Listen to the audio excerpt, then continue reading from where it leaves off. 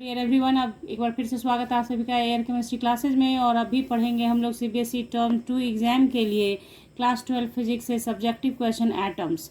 ठीक है, मैंने आपको एक वीडियो प्रोवाइड किया है जिसमें बताया है कि अगर आपने कुछ भी नहीं पढ़ा है और आपको पासिंग मार्क्स लाना है, पासिंग मार्क्स से ज़्यादा भी लाना है, तो आप किस किस चैप्टर से कर सकते हो, कौन सा चैप्टर आपके लिए ईजी गोइंग होगा। वीडियो लिंक आपको डिस्क्रिप्शन बॉक्स में और आई बटन दोनों पे मिल जाएगा, आप देख सकते हैं उसे।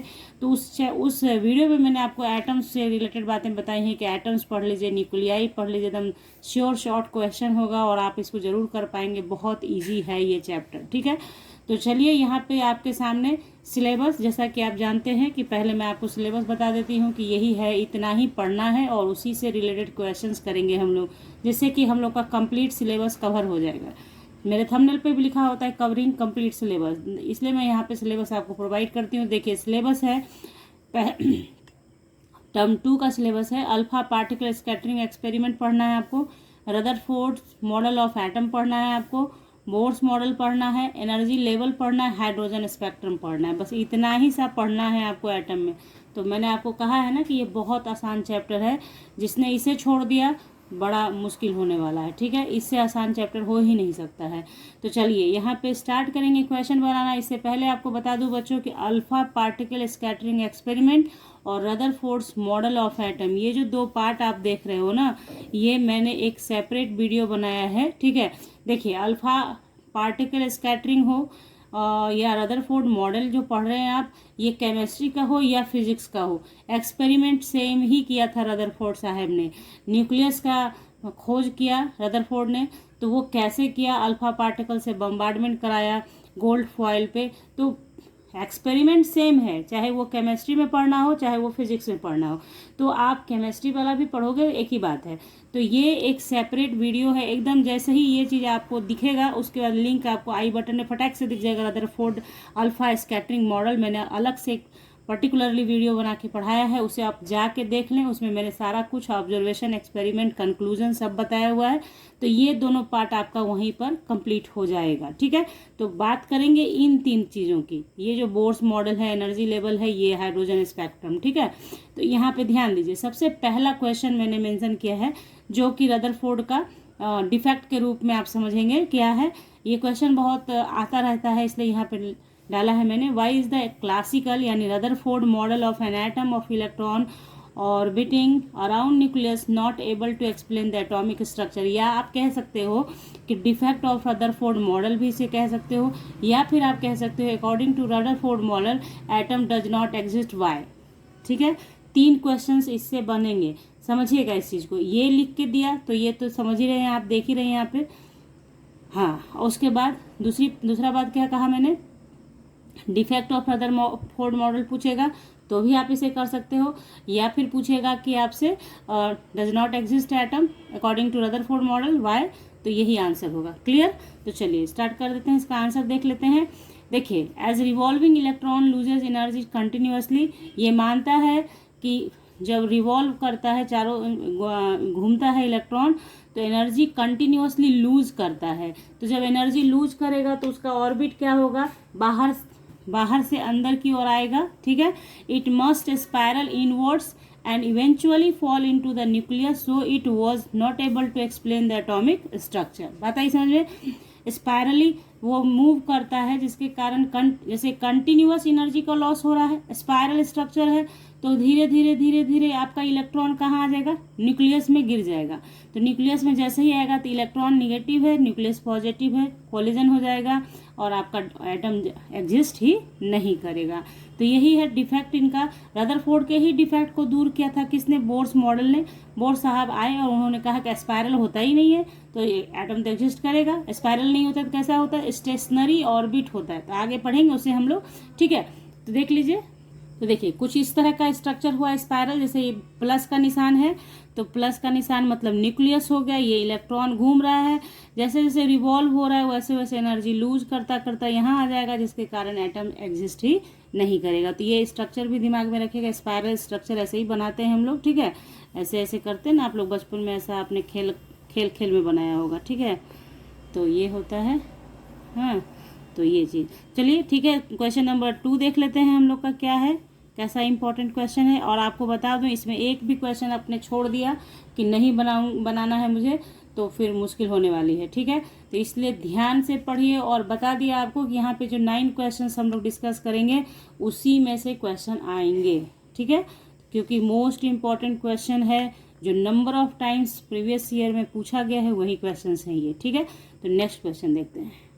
तो देखिए नेक्स्ट क्वेश्चन मैंने लिया हुआ है बोर्ड्स पोस्टुलेट से ही, बोर्ड्स को पढ़ लेंगे हम लोग। जब ये पढ़ाऊंगी आपको इसी समय पे हम रेडियस भी पढ़ लेंगे और एनर्जी भी पढ़ लेंगे, तो दोनों काम हमारा हो जाएगा जो हम लोगों के सिलेबस के अंदर है। और कैसे क्वेश्चंस आएंगे वो भी आगे डिस्कस कर लेते हैं, ठीक है। Using Bohr's postulates of the atomic model derive the expression for radius of nth electron orbit, hence obtain the expression for Bohr's radius, ठीक है। यहीं पे आप एनर्जी भी लिख सकते हो, एनर्जी भी हम लोग कर लेंगे, ठीक है ना, एनर्जी का भी काम हम लोग कर लेंगे। तो देखिए postulates of Bohr's atomic model पूछा जा सकता है एग्जाम के अंदर, तो बहुत आसान है। मतलब रदरफोर्ड का जो ये था ड्रॉबैक था ना, उसको इन्होंने दूर कर दिया। तो क्या कहा इन्होंने, पोस्टुलेट्स क्या दिया, क्या मान्यताएं रखी है ना, वो देखिए। Electrons are continue revolving in their respective orbit without losing और गेनिंग एनर्जी। इन्होंने कहा कि इलेक्ट्रॉन जो है रिवॉल्व करता है अपने रेस्पेक्टिव ऑर्बिट में विदाउट लूजिंग और गेनिंग, किसी तरह का लूज और गेन नहीं होता है जब तक कि वो अपने ऑर्बिट में घूमता रहता है। जैसे मान लीजिए ये ऑर्बिट है इलेक्ट्रॉन का, अगर कोई इलेक्ट्रॉन इस ऑर्बिट में घूम रहा है तो ये न लूज करेगा न गेन करेगा। बात आ गई समझ में। हाँ, अब दूसरी बात होगी, अगर ये जंप करता है इलेक्ट्रॉन तब क्या होगा वो भी देख लेंगे। तो पहले पोस्टुलेट नंबर 2 पे आ जाइए। Each orbit is associated with definite amount of energy separately and energy of an electron remains constant so long as it stay in an orbit। वही बात है कि हर एक ऑर्बिट एसोसिएट होता है डिफरेंट अमाउंट ऑफ एनर्जी से, और energy of an electron remain constant.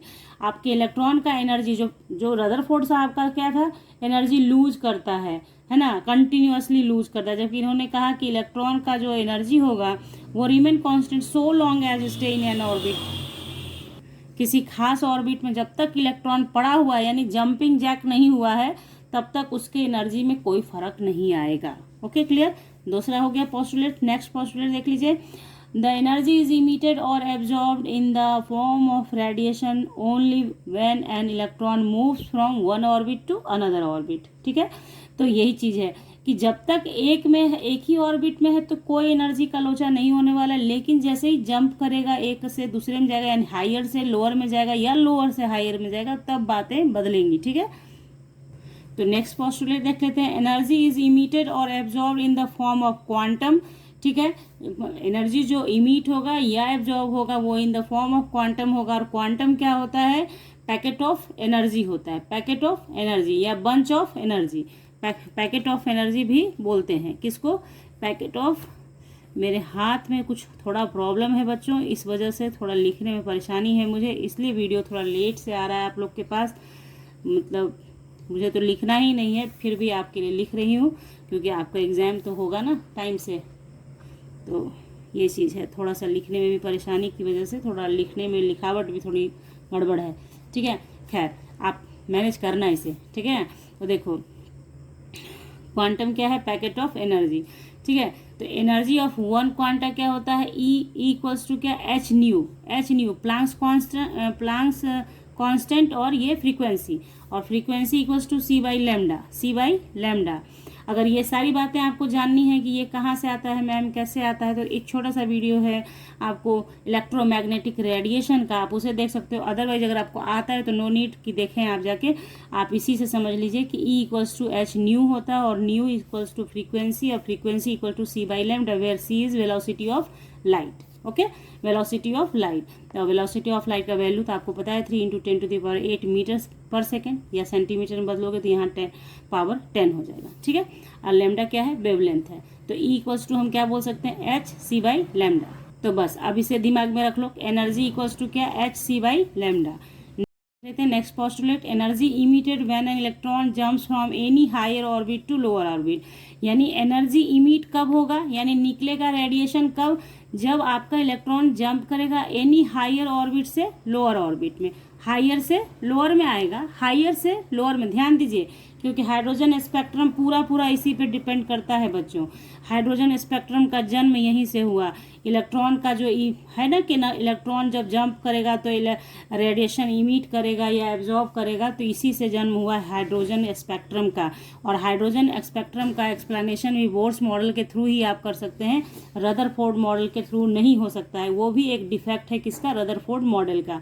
अब हाइड्रोजन स्पेक्ट्रम को एक्सप्लेन नहीं कर पाता है कौन, रदरफोर्ड मॉडल, क्योंकि वो कहता ही नहीं है ना कि इलेक्ट्रॉन जंप करेगा, ठीक है, वो तो कहता है कि एटम एग्जिस्ट ही नहीं करेगा, ठीक है। तो ये बातें हो गई। तो चलिए, तो एनर्जी कब इमिट करेगा, जब हायर से लोअर में आएगा। And energy is absorb when an electron jumps from any lower orbit to any higher orbit. Lower से हायर में आएगा तो एनर्जी एब्जॉर्ब करेगा। अब मान लो कि N1 क्या है, लोअर ऑर्बिट है, N2 क्या है, हायर ऑर्बिट है। तो कहने का मतलब ये हुआ कि N1 लोअर है, लोअर से हायर में आया, लोअर से हायर में आएगा। तो लोअर से, आप समझिए इस चीज़ को, लोअर से हायर आना मीन्स क्या, कम एनर्जी वाले से ज़्यादा एनर्जी में आना है। तो एब्जॉर्प्शन ऑफ एनर्जी आप करेंगे ना, एनर्जी देंगे, एनर्जी एब्जॉर्ब करेगा इलेक्ट्रॉन, देन जंप करेगा। तो बस कुछ रटना नहीं पड़ेगा आपको, लोअर से हायर में, लोअर से हायर में। तो इलेक्ट्रॉन लोअर से हायर आना, इसलिए एनर्जी को एब्जॉर्ब करेगा। जबकि जब हायर से लोअर में जाएगा, हायर से लोअर में जाएगा, हायर से लोअर में, तो चूंकि हायर से लोअर में आना है तो एनर्जी इमिट कर देगा, इमिशन हो जाएगा, जिसकी वजह से मतलब इमिशन हो गया तो यहीं पे हाइड्रोजन स्पेक्ट्रम बनेगा। आगे पढ़ेंगे उसे जल्दी से, मतलब इतने आसान तरीके से आपको पढ़ा दूंगी कि नंबर ऑफ क्वेश्चंस एक ही क्वेश्चन से आप सॉल्व कर पाएंगे, ठीक है। तो ये आपने समझ लिया, ठीक है ना बच्चों। तो चलिए आगे बढ़ जाते हैं। तो अब देखिए, मान लो कि N1 ऑर्बिट का एनर्जी EN1 से रिप्रेजेंट कर दिया, तो एनर्जी ऑफ N1 था ऑर्बिट हो गया, EN2 एनर्जी ऑफ N2 था ऑर्बिट हो गया। तो चेंज इन एनर्जी यानी delta E, change in energy delta E EN2 minus EN1 हो गया। तो चेंज इन एनर्जी, अब देखिए चेंज इन एनर्जी, चूंकि एनर्जी आपने पीछे जो पोस्टुलेट्स पढ़ा था वहाँ पे आपको बोला ना कि E इक्वल्स टू hc/λ, तो डेल्टा ई बराबर भी hc/λ लिखा जा सकता है, और या तो delta E equals to h nu लिखा जा सकता है, न्यू के जगह पे ही ना c/λ लिखते हैं, है ना। तो ये हो गया हमारा पोस्टुलेट नंबर 5, ठीक है। आपने यहाँ पे मेनली क्या समझना था कि लोअर से हायर जाएगा तो क्या होगा, हायर से लोअर जाएगा तो क्या होगा। नेक्स्ट पोस्टुलेट एकदम ध्यान से रखने वाला, the angular momentum of moving electron in an orbit is quantize यानी fixed and it is integral multiple of h/2π। ध्यान रखिए इस चीज़ का, ठीक है, कि एंगुलर मोमेंटम जो होता है मूविंग इलेक्ट्रॉन का किसी भी ऑर्बिट में आपका, वो इंटीग्रल मल्टीपल ऑफ h/2π होता है, इसे याद रखना है, h/2π। तो angular momentum of nth orbit क्या बोलेंगे, nh/2π, nh/2π। पहले ऑब्जेक्टिव क्वेश्चंस आते थे ना 70 मार्क्स के जब एग्जाम हुआ करते थे, तो उसमें ये पूछता था कि सेकेंड ऑर्बिट का एंगुलर मोमेंटम कितना होगा, है ना, सेकेंड ऑर्बिट का। तो जनरली बच्चे गलत कर देते, सेकेंड ऑर्बिट का मतलब हो गया सेकेंड h/2π, तो 2 से 2 कैंसिल हो जाता था तो h/π बचता था। तो ये MCQs में पूछा जाता था, ठीक है। खैर आगे बढ़िए, देखिए, तो angular momentum of first orbit 1 × h/2π, क्योंकि n क्या है, ऑर्बिट नंबर, n क्या है हमारा, ऑर्बिट नंबर, यहाँ लिख लेंगे n बराबर नंबर ऑफ ऑर्बिट, यानी 1 2 3, है ना, वही है। तो सेकेंड ऑर्बिट के लिए 2h/2π, तो देखिए 2 से 2 कैंसिल हो जाएगा, h/π बचेगा। इसी तरह से थर्ड फोर्थ फिफ्थ हो सकता है, ठीक है। और 7th नंबर पोस्टुलेट्स हुआ, when energy is emitted emission spectrum is form. जब एनर्जी इमिट होगा ना तो इमिशन स्पेक्ट्रम बनता है। तो ये था 7 पोस्टुलेट्स आपके बोर्स मॉडल का। एकदम काइंडली इसे पढ़ लीजिए, अच्छे से कर लीजिए। इसमें से जो लास्ट का 2 था 5 और 6, ये बहुत बहुत इंपॉर्टेंट है, ये तो आपको लिखना ही लिखना पड़ेगा, तभी आप आगे कुछ कर सकते हैं। अब यहीं पे हम लोग क्या करेंगे, चूंकि पोस्टुलेट्स आपने पढ़ लिया बोर्स मॉडल का, तो इसी पोस्टुलेट्स के अकॉर्डिंग हम लोगों को क्या करना होता है, निकालना होता है रेडियस और एनर्जी, ठीक है। तो रेडियस निकालेंगे कैसे वो देख लेते हैं आगे, ठीक है। तो इसी में देखेंगे, उससे पढ़ लेंगे हम लोग, है ना। तो ये ऐसा नहीं है कि एक ही क्वेश्चन में इतना कुछ आने वाला है, पोस्टुलेट्स पूछेगा, रेडियस अलग से पूछेगा 3 मार्क्स का, तो पोस्टुलेट जिसे आएगा वही रेडियस बनाएगा, ओके। चलिए आगे बढ़ते हैं। तो अब देखिए, radius of any orbit in H atom और H एटम लाइक आयन, ठीक है, बात आई समझ में। H एटम यानी एक इलेक्ट्रॉन वाला, और H एटम लाइक आयन यानी हीलियम प्लस बना दिया तो हीलियम के पास 2 इलेक्ट्रॉन होता है, एक निकल गया तो 1 इलेक्ट्रॉन बच गया। लिथियम के पास 3 होता है, 2 इलेक्ट्रॉन बाहर चला गया तो 1 बच गया। यानी वैसे कोई भी आयन का भी स्पेक्ट्रम में एक्सप्लेन कर सकता है, या रेडियस, यहाँ पे अभी रेडियस की बात करेंगे, रेडियस को बता सकता है कि जिसके पास इलेक्ट्रॉन की संख्या 1 होनी चाहिए। बस एटम हो, आयन हो, इलेक्ट्रॉन की संख्या 1 होनी चाहिए। तो एटम तो मात्र हाइड्रोजन ही ऐसा है जिसके पास 1 इलेक्ट्रॉन है, तो हाइड्रोजन और हाइड्रोजन एटम लाइक आयन हो गया, ठीक है, बात आ गई समझ में। आगे बढ़िए, देखिए according to Bohr's postulates angular momentum of electron of nth orbit क्या लिखा था हमने, देखिए MVR इक्वल्स टू NH/2π। जैसे एक चीज़ एंगुलर मोमेंटम जो वहाँ आपने AM लिखा था ना, एंगुलर मोमेंटम को ये आप इस तरह से लिखते हैं, रिप्रेजेंट करते हैं एंगुलर मोमेंटम MVR मोमेंटम, ठीक है। तो MVR इक्वल्स टू NH/2π, तो V इक्वल्स टू कितना NH/2πmR। यहाँ पे V को रहने दिया, इसको लेके नीचे चले आए, ठीक है।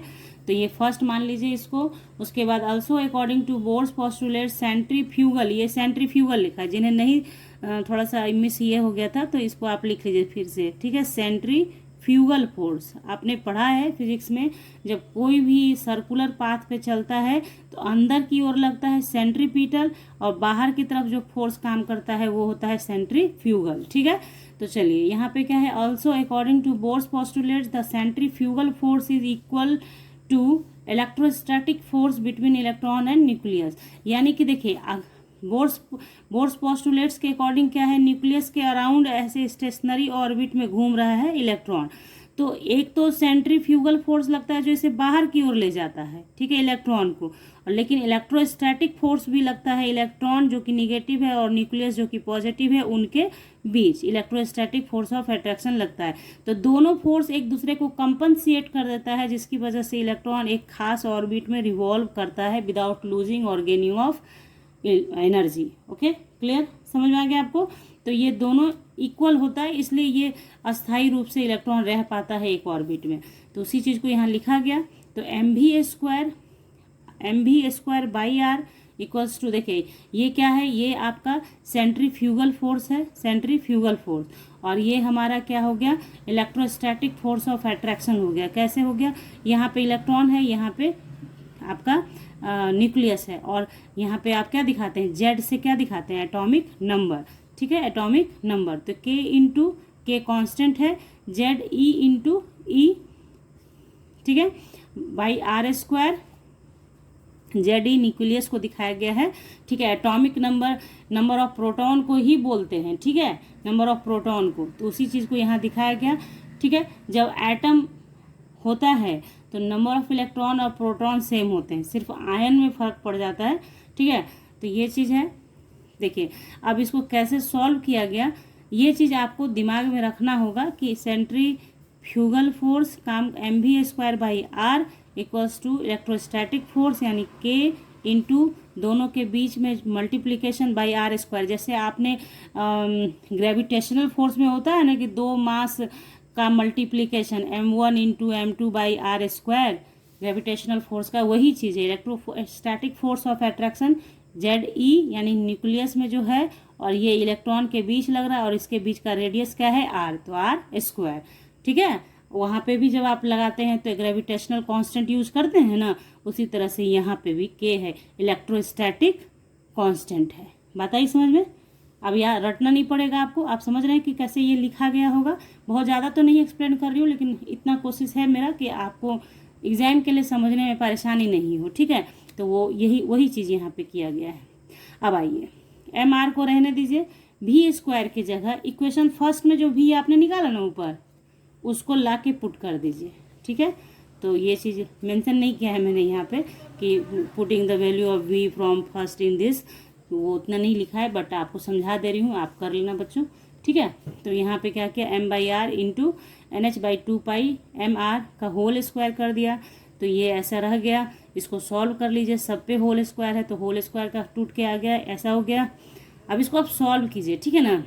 तो n² h² रह जाएगा इधर, मान लीजिए R² से R² काट दीजिए तो एक ही R बचेगा, ये R कटेगा ना, ठीक है। तो आर इंटू 4πa²m/kZe²। हाँ, अब देख लीजिए आगे, इसलिए r बराबर n²h² बटे 4πm/kZe²। आप पीछे जाके देखेंगे तो r इक्वल्स टू इतना आ जाएगा आपका। उसके बाद for first orbit of h atom करेंगे तो n बराबर 1 ले लेंगे, z बराबर 1, क्योंकि एटॉमिक नंबर कितना होता है, 1 होता है हाइड्रोजन का। तो ये सारा वैल्यू क्या है, कांस्टेंट है। देखिए आप ध्यान दीजिए, इतना रटना नहीं पड़ेगा आपको। ये जो भी आप देख रहे हैं ना, खाली ऑर्बिट को छोड़ के बाकी सब कोई क्या है, कांस्टेंट ही है। चार्ज ऑन इलेक्ट्रॉन कांस्टेंट है, के कांस्टेंट है, मास कांस्टेंट है, 4 कांस्टेंट है, पाई का वैल्यू कांस्टेंट है, और एच तो प्लैंक्स कांस्टेंट है ही है। तो सारा कांस्टेंट वैल्यू का जब पुट कर दोगे तो बचा क्या, r इक्वल्स टू n²। तो आप इस वैल्यू को पुट करने के बाद आपको, जैसे यहाँ पे मान लीजिए कि 1 ले लिया, 1 ले लिया, तो r इक्वल्स टू 0.529 एंगस्ट्रॉम आया। तो Rn यानी nth ऑर्बिट के लिए रेडियस क्या हो जाएगा, n²h²। ठीक है, ये क्योंकि यहाँ पे क्या है, n² है, तो ये किसके लिए हुआ, रेडियस ऑफ nth ऑर्बिट हुआ। अगर रेडियस ऑफ r1 पूछेगा नहीं फर्स्ट ऑर्बिट के लिए, तो यहाँ पे खाली n के जगह पे 1 का स्क्वायर हो जाएगा, बाकी सब कुछ सेम रहेगा। ठीक है, जो नीचे लिखा हुआ है वो सेम रहेगा, कोई दिक्कत नहीं है। ठीक है ना। तो देखिए यहाँ पे समझाना क्या है, सो देखिए Rn इक्वल्स टू क्या हो गया, 0.529 इंटू n²/z लिया गया, इसलिए क्योंकि z जो है ऑलवेज सेम नहीं रहेगा ना, जो ऐसा एटम रहेगा वैसा प्रोटॉन का संख्या रहेगा। तो एक चीज देखिए आप, यहाँ पे ये कांस्टेंट है, तो Rn प्रोपोर्शनल टू n², यानी कि जैसे जैसे ऑर्बिट का संख्या बढ़ेगा रेडियस भी बढ़ेगा कि नहीं। जैसे ये न्यूक्लियस है, एक ऑर्बिट, दूसरा ऑर्बिट, तीसरा ऑर्बिट, तो न्यूक्लियस से इस ऑर्बिट की दूरी को ही ना रेडियस कहेंगे। तो जैसे जैसे n बढ़ेगा, ऑर्बिट बढ़ेगा, वैसे वैसे रेडियस भी बढ़ेगा। तो ये ध्यान में रख लीजिए कि r proportional to n², r proportional to n², यानी n बढ़ेगा तो r रेडियस भी बढ़ेगा। ठीक है, क्यों, क्योंकि सारा टर्म कांस्टेंट हो गया। अगर हाइड्रोजन के लिए लेते हैं तो z बराबर कितना हो गया, 1, तो r प्रोपोर्शनल टू n² बोल सकते हैं ना। यहाँ पे हाइड्रोजन की बात हो रही है ना, क्योंकि हाइड्रोजन लिया गया, तो हाइड्रोजन के लिए क्या होता है, z बराबर 1। क्लियर, समझ गए आप कैसे इसको किया गया। तो ये दिमाग में रख लिया आपने कि रेडियस का ये हो गया। तो ये रेडियस का एक्सप्रेशन निकालने आ सकता है, आप लोग को निकालना दे सकता है। तो बस शुरुआत जैसे जैसे किया था वैसे करिएगा, हो जाएगा। अब देखिए क्वेश्चन नंबर यहाँ पे नेक्स्ट मैंने मेंशन किया है, जो भी नंबर होगा 4 5, कहीं कभी नंबर आगे पीछा हो जाता है। ठीक है, ध्यान रखिएगा अपना। मेरे ख्याल से ये 3rd नंबर होगा। ठीक है, चलिए। So that the radius of orbit in hydrogen atom varies as n², where n is the principal quantum number of atom। principal quantum number of atom मतलब orbit number. Principal quantum number जब आप पढ़ते हैं ना, तो उसमें सबसे पहले आपको n पढ़ाया जाता है, क्योंकि बोर्ड्स मॉडल में n इंट्रोड्यूस हो गया। और n क्या है, ऑर्बिट नंबर है। n क्या है, जहाँ भी स्मॉल n देखें आप, वो n क्या है, ऑर्बिट नंबर होता है। ऑर्बिट नंबर यानी n बराबर 1 2 3 4 5 6 7 8 कुछ भी। ठीक है, तो ये क्वेश्चन का आंसर भी यही है बच्चों। ये आप हमेशा, अगर मेरी वीडियो को आप रेगुलर वॉच कर रहे हैं, जब से मैंने केमिस्ट्री आपको इम्पोर्टेंट क्वेश्चन पढ़ाना स्टार्ट करा है, तब से मैं एक चीज़ हमेशा आपको सिखाती हूँ कि एक जैसे पढ़ाया आपको, ये अभी जो यहाँ पे बताया ये चीज़, तो ज़रूरी नहीं है कि रेडियस पूछेगा तो ही ये याद करके लिखना है, ये भी पूछेगा तो आपको बनाना तो पूरा होगा। और लास्ट में आप ये चीज़ दिखा दोगे कि r वेरीज हाइड्रो। तो देखिए जैसे so that the radius of orbit in hydrogen atom varies with n², तो radius of orbit varies with n² हुआ ये n² पे। तो इसी चीज़ को यहाँ भी बनाना है, तो बस सेम चीज़ है। ठीक है ना, तो ये क्वेश्चन हो, आप आंसर एक ही लिखेंगे। ठीक है, यहीं पे हम लोग एनर्जी भी पढ़ लेते हैं, ताकि फिर हम लोगों के पास कुछ बचेगा नहीं वैसा। तो एनर्जी भी देख लीजिए, क्योंकि जब आपने ये बनाया ना, तो फटाक से एनर्जी भी सीख जाएंगे आप। ठीक है, तो देखिए एनर्जी ऑफ एन इलेक्ट्रॉन निकाल लेंगे। तो देखिए सबसे पहली बात कि टोटल एनर्जी क्या होता है, बराबर होता है kinetic energy plus potential energy. ठीक है, तो काइनेटिक एनर्जी आप जानते हैं ½ mv² को कहते हैं, ½ mv² को, और पोटेंशियल एनर्जी हो गया -kZe² बटे r। तो total energy E = mv²/2 minus, मतलब वैल्यू रख दिया सिर्फ ये प्लस था लेकिन प्लस माइनस माइनस हो गया, ठीक है। तो लिख दिया, ये इक्वेशन फर्स्ट मान लीजिएगा।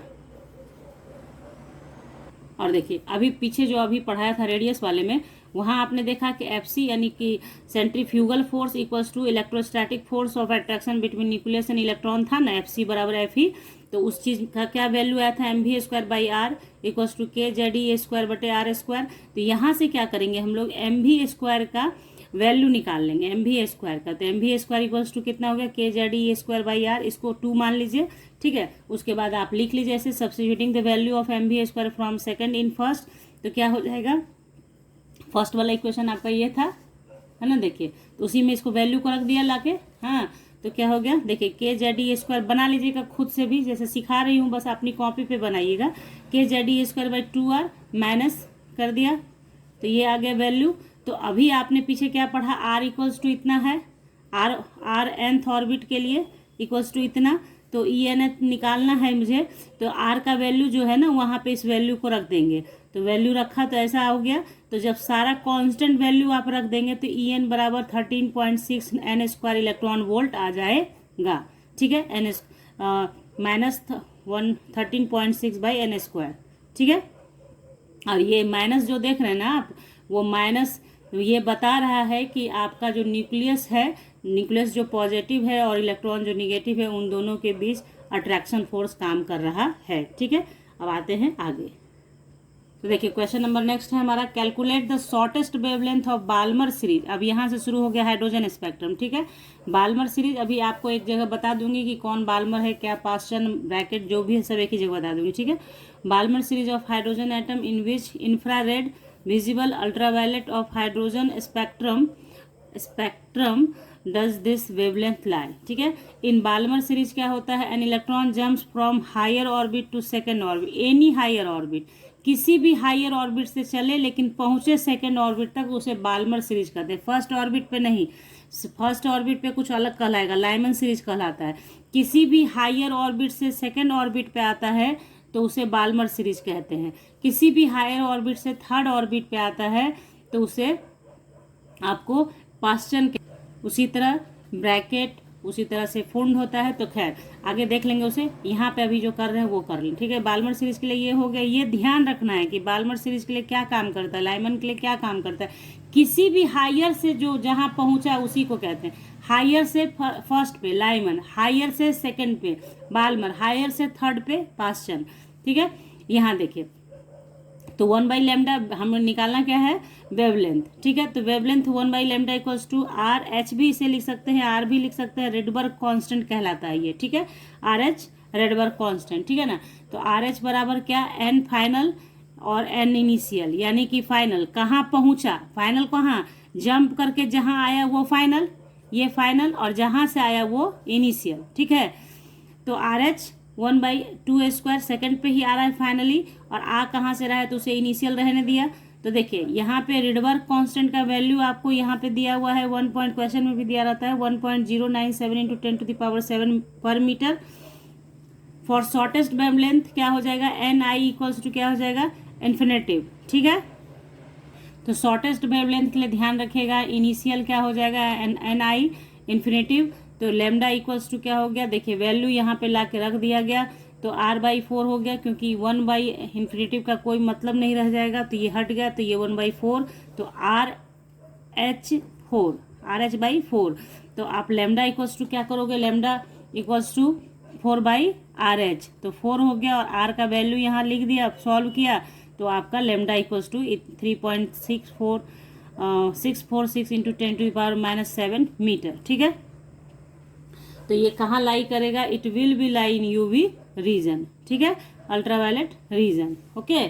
तो ये चीज़ हो गई, ये तो आपको ध्यान में रखना है कि ये किस रीजन में जा रहा है, तो उसके लिए आगे बता रही हूँ आपको। चलिए आगे बढ़ते हैं, ठीक है। तो देखिए यहाँ एक क्वेश्चन मेंशन किया है मैंने कि एक पूछा हुआ क्वेश्चन है ये प्रीवियस ईयर में, the figure shows energy level diagram of hydrogen atom, ठीक है। तो N1 N2 N3 N4 देख रहे हैं आप, यहाँ N2 से N1 में आ रहा है, फिर N3 से N1 में आ रहा है, N3 से 2 में आ रहा है, N4 से N1 में आ रहा है, N4 से N2 में आ रहा है, और N4 से N3 में आ रहा है, ठीक है। देख लिया आपने।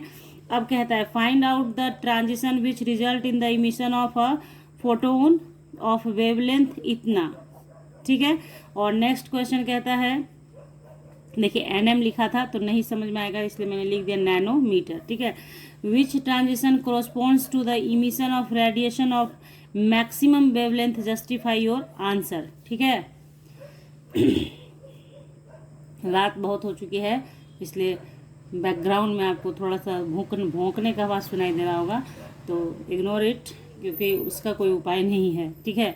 तो चलिए यहाँ देखिए, transition emitting wavelength lambda equals to 496 nanometre, the given wavelength lie in visible region, Balmer series, ठीक है। बाल्मर सीरीज के लिए है। अब when n1 equals to 2, n1 equals to 2 और n2 इक्वल्स टू 4, ठीक है ना। तो देखिए यहाँ पे क्या किया, इसको रखा लेमडा, अभी जो पीछे आपने देखा था 1 by lambda R n1 square minus n2 square, जहाँ n1 जो था आपका ये क्या था, ये फाइनल था और ये इनिशियल था, कहाँ से आया और कहाँ पहुँचा, ये फाइनल है। जनरली बच्चे कंफ्यूज हो जाते हैं कि n1 पहले ही हो जाएगा, नहीं, ये क्या है, फाइनल, इसलिए पहले, जिससे जस्ट पहले वाले मैंने यहाँ फाइनल और इनिशियल लिख के भी आपको समझाया है ताकि आपको समझ में आ जाए। तो देखिए, तो यही चीज़ यहाँ पे आपको ध्यान रखना है कि ये आपका फाइनल है जबकि ये इनिशियल है। अब वैल्यू रख दीजिए, तो देखिए यहाँ रख दिया वैल्यू, है ना। देखिए 2 और 4 रखा, सॉल्व किया, सॉल्व कीजिए, nanometre. Hence the transition from n2 equals to 4 to n1 equals to 2, ठीक है। नेक्स्ट क्वेश्चन था इसमें, तो चूंकि क्या है, E equals to h nu हम लोग जानते हैं, तो H बराबर C बाई लेमडा भी जानते हैं, तो E क्या है, इन्वर्सली प्रोपोर्शनल टू लेमडा हो गया। तो क्या कह रहा है, the maximum wavelength emission will be there when the energy difference is minimum, यानी मैक्सिमम वेवलेंथ कब होगा, जब एनर्जी डिफरेंस मिनिमम होगा, क्योंकि इन्वर्सली प्रोपोर्शनल है, ये बढ़ेगा तो ये घटेगा, ठीक है। Is minimum from the given energy level diagram, it correspond to n2 equals to 4 to n1 equals to 3, यानी कि n2 जब आप 4 रखेंगे और n1 3 रखेंगे तो एनर्जी डिफरेंस आपका क्या होगा, मिनिमम होगा, तो वेवलेंथ आपका मैक्सिमम होगा, ठीक है। तो ये हो गया, इस टाइप से क्वेश्चंस अराइज होते हैं, आप करेंगे इसे। नेक्स्ट क्वेश्चन पे आइए। तो देखिए एक्चुअली नेक्स्ट क्वेश्चन नंबर क्या है, आपको इसमें सारा सार दे दूंगी आपको। देखिए hydrogen spectrum on the basis of Bohr's model, तो यहाँ पे क्या है, स्पेक्ट्रल सीरीज हो गया, वैल्यू ऑफ n1 हो गया, वैल्यू ऑफ n2 हो गया, और अपियरिंग इन विच रीजन, ठीक है, ये भी यहाँ पे मेंशन कर दिया ताकि आपको याद हो जाए, ठीक है ना। तो देखिए यहाँ पे क्या है, सबसे पहली बात, लाइमन सीरीज के लिए n1 क्या है, 1, यानी आपका आएगा कहाँ, फाइनल, n1 यानी फाइनल, ठीक है। और ये आपका इनिशियल वाला पार्ट हो गया, इनिशियल, n2 क्या हो गया, इनिशियल वाला पार्ट, यानी आना है 1 तक ही, जहाँ से भी आए, एनी हायर ऑर्बिट से 1 में आया तो लाइमन सीरीज, किसी भी हायर ऑर्बिट से, जैसे मान लीजिए ऐसे ऐसे बना दिया, ऐसे ऐसे, ठीक है। यहाँ मान लीजिए ये 1 है, ये 2 है, ये 3 है, ये 4 है, 4 से 1 में आए, 3 से 1 में आए, 2 से 1 में आए, तो ये सारा का सारा क्या कहलाएगा, लाइमन सीरीज कहलाएगा। एनी हायर ऑर्बिट टू 1 में पहुंचे तो लाइमन, एनी हायर टू 2 में पहुंचे तो बाल्मर, 3 में पहुंचे किसी भी हायर से, देखिए हायर यहाँ 4 हो गया क्योंकि यहाँ पहुंचना कहाँ है, आपको 3 पे ही पहुंचना है, तो आपका फाइनल हो गया 3, आपको 3 से नीचे नहीं जाना है, 3 पे, और बाकी जो भी है, तो ये पास्चन हो गया। उसी तरह से 4 वाला होता है तो ब्रैकेट हो जाता है, और 5 वाला होता है तो फुंड हो जाता है। तो अब देखिए यहाँ पे लाइमन सीरीज जो होगा आपका विजिबल होगा यूवी रीजन में, बाल्मर विजिबल रीजन में, पास्चन, ब्रैकेट और फुंड ये सारे के सारे इंफ्रारेड रीजन में होते हैं, ठीक है। तो ये इससे आप समझ सकते हैं कितना नंबर ऑफ क्वेश्चंस आप सॉल्व कर सकते हैं, कैसा क्वेश्चंस आएगा, आप कैसे लाइमन सीरीज का पहचान कर सकते हैं, बाल्मर का, पास्चन का, एनी सीरीज आप पहचान सकते हैं, समझ सकते हैं कि उसका फाइनल क्या है और इनिशियल क्या होगा। नेक्स्ट देख लीजिए, इसी में number of spectral lines when an electron jumps from n2 orbit to n1 orbit, यानी n2 से n1 ऑर्बिट में जब जंप करता है इलेक्ट्रॉन तो कितने स्पेक्ट्रल लाइन बन सकते हैं, पॉसिबिलिटी क्या है, उसका फॉर्मूला हो गया n2 माइनस n1 प्लस 1/2। तो मान लीजिए जैसे n2 बराबर 4 है ना, n2 बराबर 4 और n1 बराबर 1 मान लिया, ठीक है। तो उस चीज़ को यहाँ पे वैल्यू पुट किया तो सॉल्व करने पे 6 स्पेक्ट्रल लाइन आपके सामने बनेगा।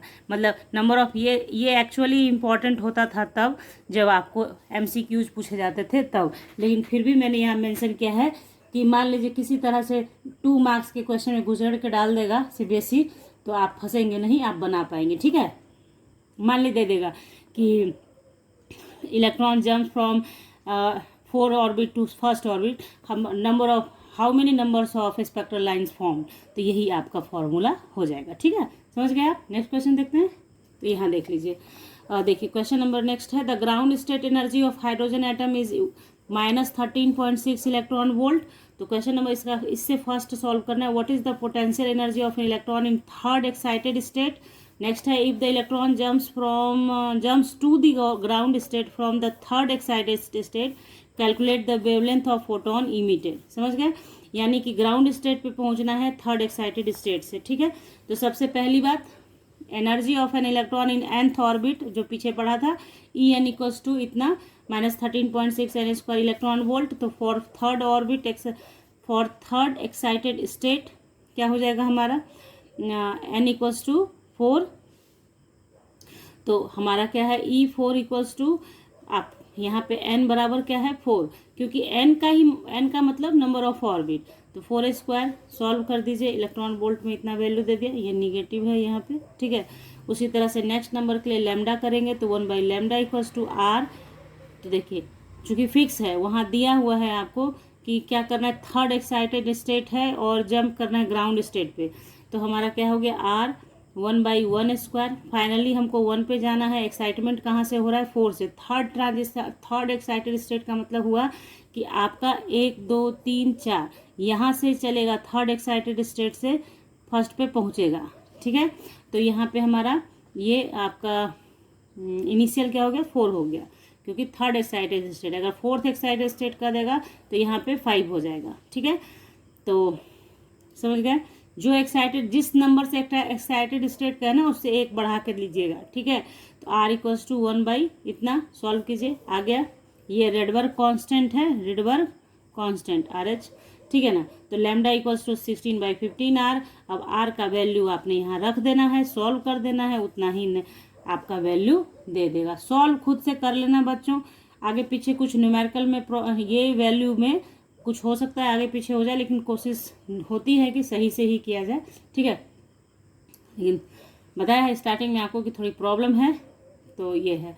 तो चलिए खैर, यहाँ पे ये हो गया आपका। ठीक है ना, बनाने का तरीका यही है, ऐसे ही बनाना है आपको। नेक्स्ट क्वेश्चन देखिए, क्वेश्चन नंबर नेक्स्ट है, the ground state energy of hydrogen atom is -13.6 electron volt. If an electron makes a transition from an energy level इतना टू इतना volt, calculate the wavelength of a spectral line emitted, to which series of hydrogen spectrum does this wavelength belong।